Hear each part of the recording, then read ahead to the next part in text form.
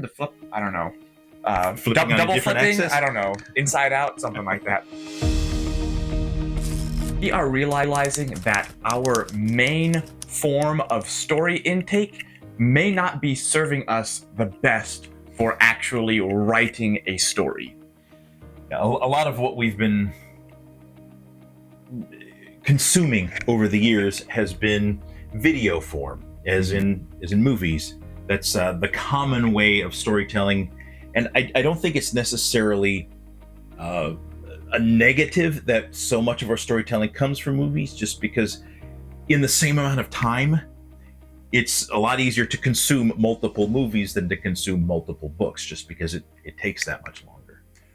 But movies and books are very different in some ways in how they tell their story. And the easiest place to recognize this is when you have movie adaptations of books or vice versa, and you see some of the big differences from one to another, especially when you read something and then watch the movie soon after, or the other way around. And I don't think any of this is going to come as a surprise to anybody watching this video. Yes. One of the things that kind of started this conversation for us was when I watched, I believe it's the third Harry Potter movie after having read the book. And in the book, there is a whole subplot through most of the book of Ron and Hermione really not getting along and being mad at each other for things that are going on. And in the movie, that is barely touched on at all. And there are a couple of other things in that series where the movie just completely nixes entire subplots and storylines and character development. And I found that really interesting, that a lot of the things that in the book helped make the world feel more real, helped make the characters more relatable, just didn't show up at all in the movies.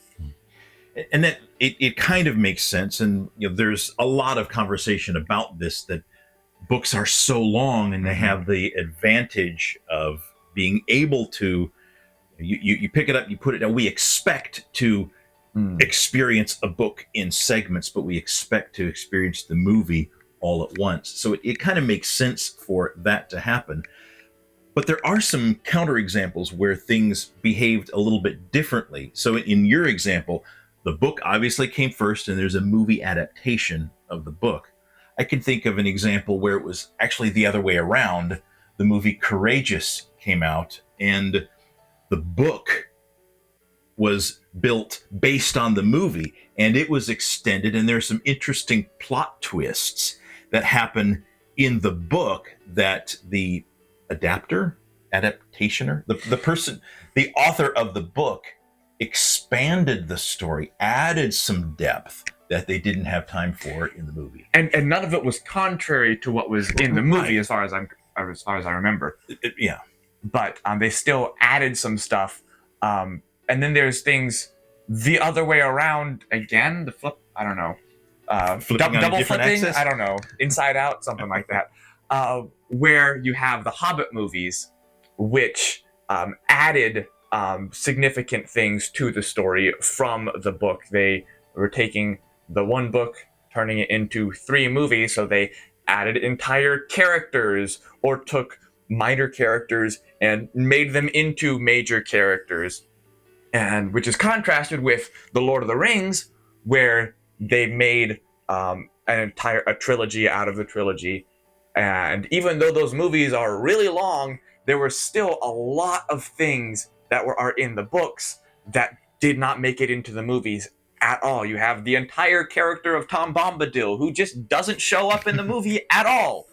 And that is just because movies kind of have to be shorter than the book that they are based off of, just because, like you mentioned, you're expected to watch a movie in one sitting. You're expected to read a book in a lot of sittings. And so you can expand the story a lot more.